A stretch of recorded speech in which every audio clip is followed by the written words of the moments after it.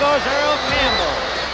He knocked Robertson on his back. Earl Campbell is strong. Earl Campbell has faced some serious physical challenges later in life, a stark reminder of the toll a legendary football career can take. By 2001, when he was just 46 years old, arthritis had already made it hard for him to even close his hands into a fist. Over time, nerve damage in his legs caused a condition called foot drop, making it tough for him to lift his feet properly. On top of that, bending his back and knees became a struggle, and in 2009, he was diagnosed with spinal stenosis, a painful narrowing of the spine. But the medication quickly took over his life, and before long, he was taking up to 10 OxyContin pills a day, often washing them down with Budweiser. It was a dark and difficult time for the football legend, a reminder of how even the strongest can face challenges that seem impossible to overcome. But Earl didn't let it define him. That same year, he entered rehab, faced his addiction head-on, and broke free from its grip. It wasn't easy, but it was a turning point. By 2013, Earl was ready to share his story with the world, speaking openly about his struggle and the dangers of substance abuse. His honesty and willingness to use his own experience to help others is yet another example of his strength, not just as a player, but as a person. Looking back on Campbell's college career, it's clear he was destined for greatness. He attended the University of Texas at Austin, where he became a star for the Texas Longhorns from 1974 to 1977, leaving a legacy that fans still talk about today. As a freshman in 1974, Campbell made an immediate impact, playing in all 11 games and racking up 928 rushing yards and 6 touchdowns on 162 carries. His powerful running style and relentless drive were already turning heads, hinting at the greatness to come. By his sophomore year in 1975, Campbell had become a force to be reckoned with. He led the Southwest Conference in rushing with 1,118 yards, scored 13 touchdowns, and put up 78 points. His incredible performance earned him a spot as a first-team All-American at fullback, cementing his place as one of the best players in college football.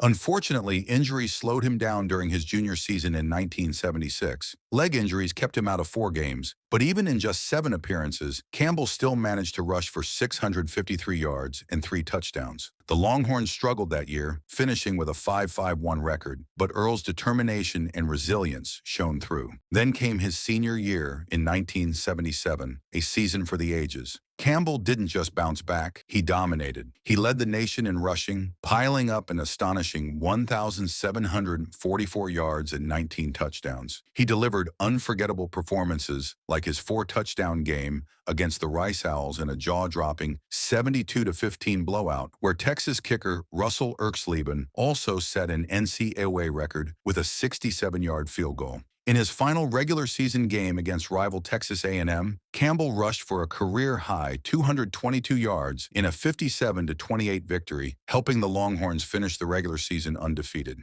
The team went on to the Cotton Bowl Classic, where they faced a strong Notre Dame squad led by quarterback Joe Montana. Although Campbell gave it his all, rushing for 116 yards on 29 carries, Texas fell short, losing 38-10. Notre Dame claimed the national championship, while Texas finished the season ranked 4th in the final AP poll. Campbell's individual achievements that year were nothing short of historic. He became the first player from the University of Texas to win the prestigious Heisman Trophy, awarded to the most outstanding player in college football. He also won the Davy O'Brien Memorial Trophy, given to the best player in the Southwest Conference, and was named College Football Player of the Year by the Sporting News and United Press International. He was a unanimous All-American, receiving first-team honors from every major selector. By the time he wrapped up his college career, Campbell had amassed 4,443 rushing yards and 40 touchdowns in 40 games over 4 seasons. His blend of power, speed, and heart on the field left an indelible mark on the game and set the stage for his legendary career in the NFL. Walking became so difficult for Earl that he now relies on a cane or walker for support and uses a wheelchair for longer distances. At first, he thought his health issues were mostly due to genetics, but by 2012, he acknowledged a different truth. "I think some of it came from playing football. Playing the way I did," he admitted. Campbell's transition from college football to the NFL was nothing short of spectacular. In the 1978 NFL Draft, he was the first overall pick, selected by the Houston Oilers, who were determined to build their team around the powerhouse running back. To secure him, the Oilers made a blockbuster trade with the Tampa Bay Buccaneers, giving up tight end Jimmy Giles, their first and second round picks in the 1978 draft, and their third and fifth round picks in 1979. It was a bold move, but head coach Bum Phillips had no doubts. "This is a commitment to excellence," Phillips declared. "It takes a great running back to have a winning football team, and this kid is a great running back." The Oilers signed Campbell to a 6-year, $1.4 million contract, and he wasted no time proving he was worth every penny. In his rookie season, Campbell rushed for a staggering 1,450 yards, setting a league record for a rookie. His performance earned him the title of Offensive Rookie of the Year from the Sporting News and the Associated Press. But that was just the beginning. Campbell was also named the AFC Offensive Player of the Year by United Press International, the NFL Offensive Player of the Year by the AP, and the NFL Most Valuable Player by both the Newspaper Enterprise Association and the Pro Football Writers of America. It was a rookie season for the ages and marked the beginning of a new era in Houston football, known as the Louvier Blue era. The following year, in 1979, Campbell elevated his game to an even higher level. With quarterback Dan Pastorini sidelined for part of the season due to a shoulder injury, the Oilers leaned heavily on Campbell, and he delivered. He carried the team on his back during a 5-game winning streak, capped by a legendary Thanksgiving Day performance against the Dallas Cowboys. In that game, Campbell rushed for an incredible 195 yards and 2 touchdowns, leading the Oilers to a thrilling 30-24 victory. By the end of the season, Campbell had racked up 1,697 rushing yards and 19 touchdowns, once again leading the league in both categories. He set several NFL records that year, including 11 games with over 100 rushing yards, 7 consecutive 100-yard games, and an astonishing 368 carries. His dominance on the field earned him NFL MVP honors from the AP, NEA, and PFWA. He also repeated as the AP Offensive Player of the Year and took home the Burt Bell Award,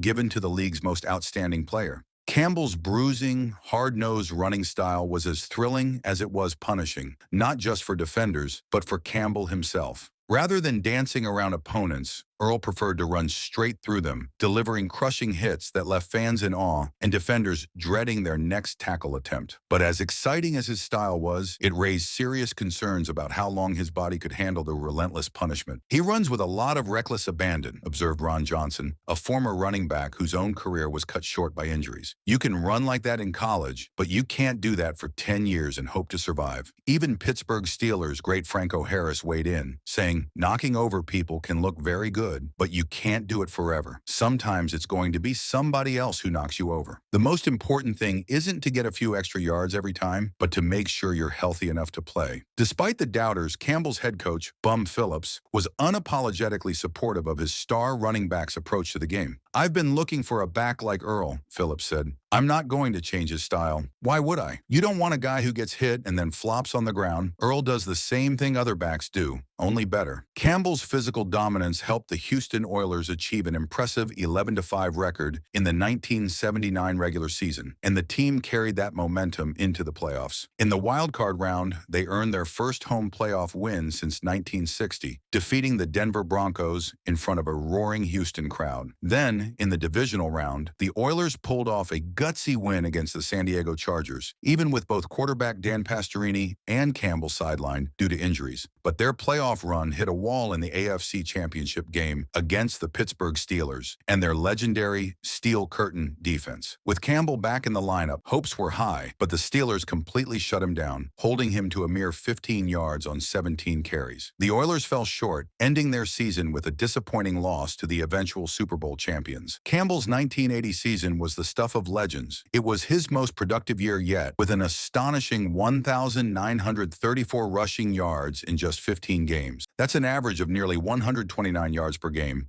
Pure dominance. He came heartbreakingly close to breaking O.J. Simpson's single-season rushing record from 1973, falling just 70 yards short. Campbell once again led the league in rushing yards and touchdowns, cementing his reputation as one of the most unstoppable forces in football. He even broke his own record for carries, logging an incredible 373 rushes that season. What set Campbell apart wasn't just the sheer number of yards he gained, but when he gained them. Over 60% of his yardage came in the fourth quarter when defenses were tired and the pressure was at its peak. That's when the tough get going, Campbell famously said, embodying his never-quit attitude. He also had 4 games with over 200 rushing yards that season, a single-season record that stood firm through the end of 2016. As if that wasn't enough, Campbell even showed off his arm, throwing a 57-yard touchdown pass to Billy White Shoes Johnson against the Steelers. It was one of only 3 passing attempts in his entire career, but it added yet another highlight to an already extraordinary season.